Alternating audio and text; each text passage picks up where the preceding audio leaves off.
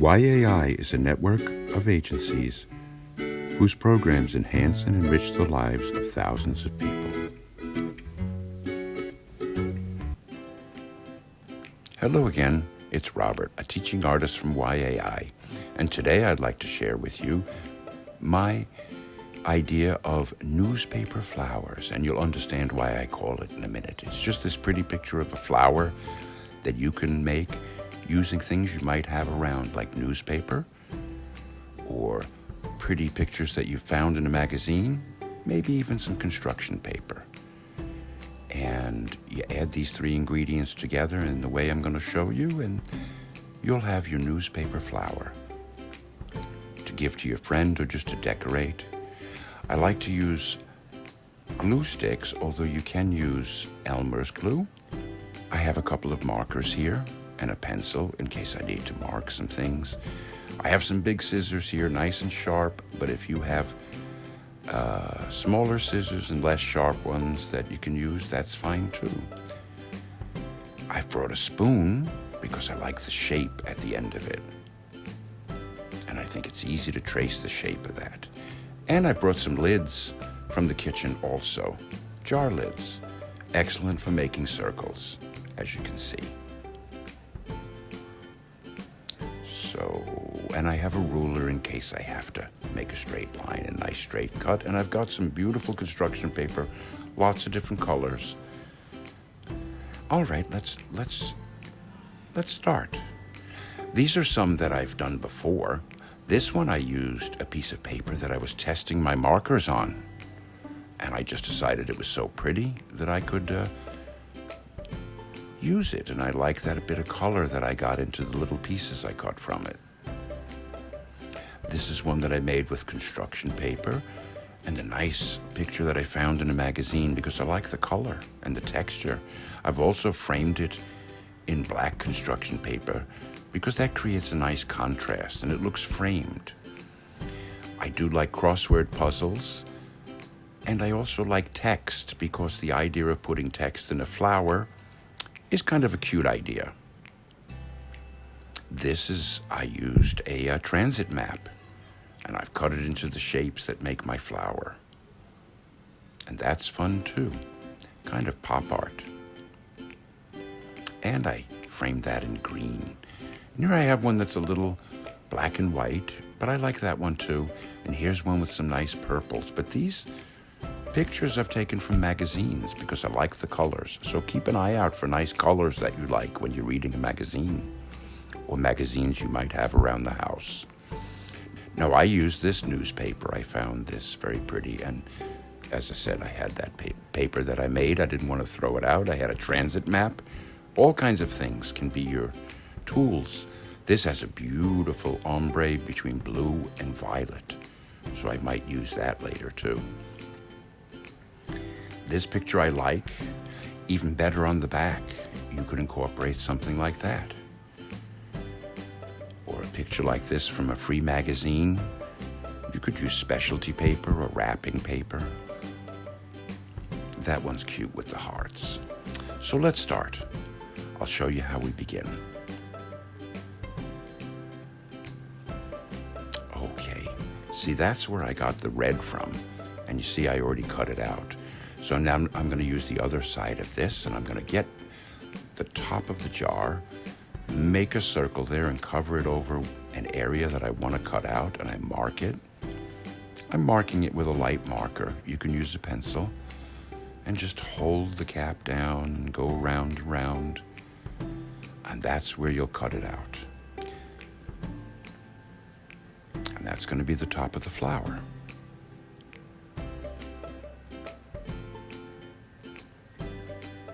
I like including magazine or newspaper pictures or text because it looks very interesting when it's part of another drawing. See, you can even use smaller scissors. Be careful.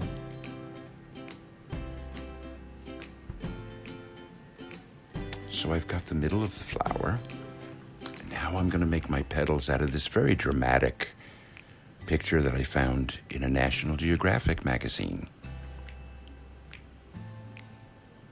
Now that's going to be where I'm going to keep the top of the flower. And this is where I'm going to get the petals from. So what I'm going to do is I'm going to fold it just a little, about an inch. See, so that side is down. I'm going to fold it again. Get a nice crease, make it easier to cut, because we're going to cut this eventually. Fold it again, press it down. Again, no wrinkles, take your time. Fold it again, there you go. And fold it one more time.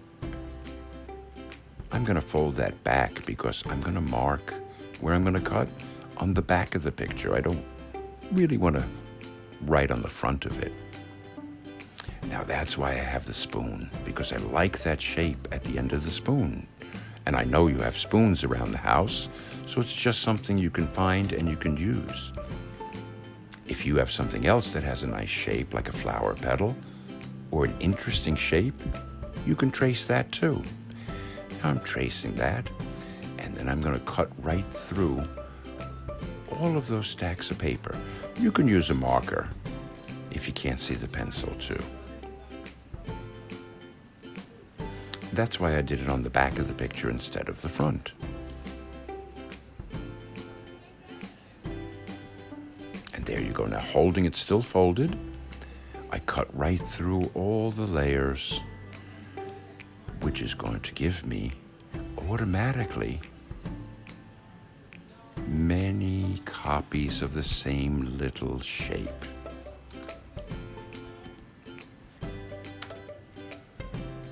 And there you go. And you've got all the pieces you need for the top of the flower so far. And I think these go together nicely on this pink paper, but I want you to pick your colors because it's going to be your flower. So there it is. That's quite dramatic. There you go. Might be a little dark, so I was thinking I might add a little bit of a brighter color too. So let's do the same thing. I'll cut this piece in a long rectangle. And remember, we folded it about an inch. Fold it again. Fold it again. And fold it again and again and again. And you should come out with about 7 or 8 of this shape. Once again, I use my spoon to get the petal shape.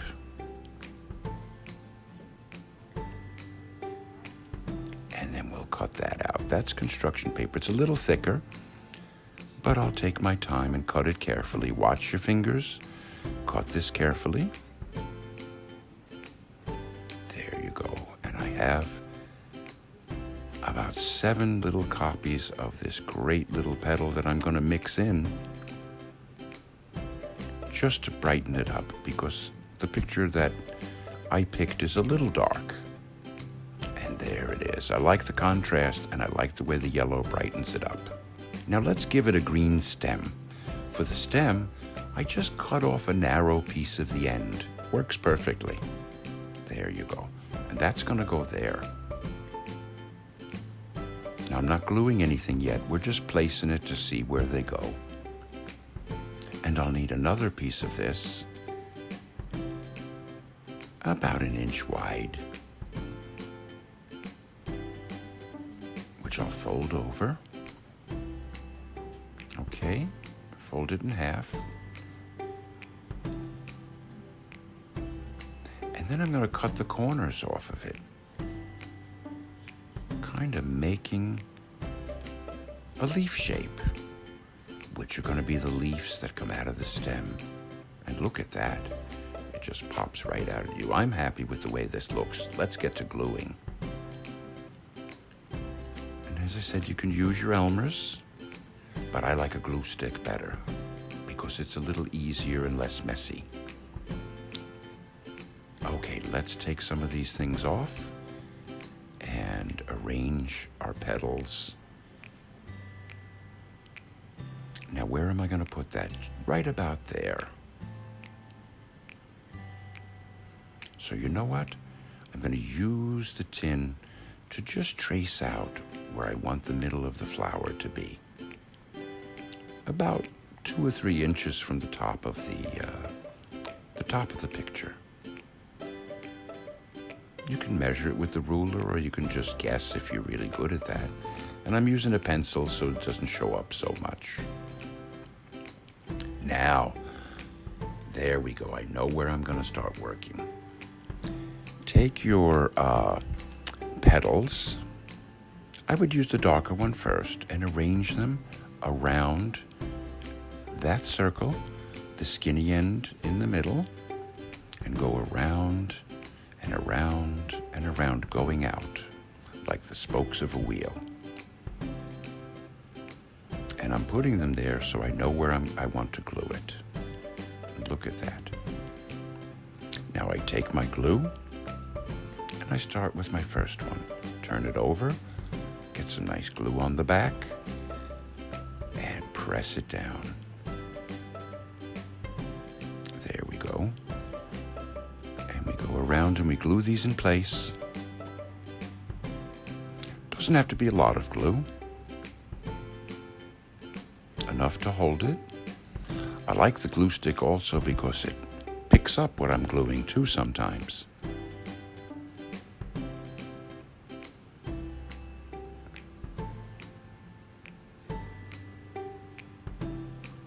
And they're nice around and around. The more narrow side closer to the circle. There we go. Okay, we've got those petals in place. And you see, with the glue stick, there's no mess. There we go, I like that. And then I'm going to take the yellow petals and put them in between the other one to kind of bring a little bit of color, to brighten it up a little bit. You could use whatever colors that you want, and you don't have to use these brightening ones if you like the color from the magazine or the newspaper that you've picked. There you go, and you go around with these also. Kind of in between and coming out of that little circle in the middle.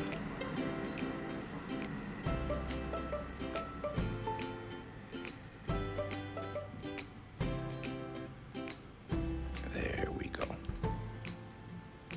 Now we've got those going around nicely, kind of wild in a gentle way.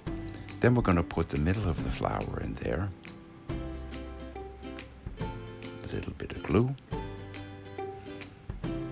You know, for projects like this, I also like glue sticks because you can pick up your picture a little bit if you have to get things underneath, like that. Because the stem should go under and behind the petals. And we're going to glue that down. There we go. Oh, I like that. Now all we need are the little leaves on the stem. And we're going to glue those down too. Glue on the back, turn it over, press it nice. Look at how that picks that right up. I love it. And don't put them at the same. Put one up, one lower. Makes it look more natural and breaks it up a little bit. I'm very happy with this. Now what I'd really like to do is crop this. They call that cropping. I'm going to crop it so that it fits over another piece of colored paper, because I always like to give my picture a little bit of a framed feeling. More details that you could add make your works look a little more complete, that you took the time and you really care about it.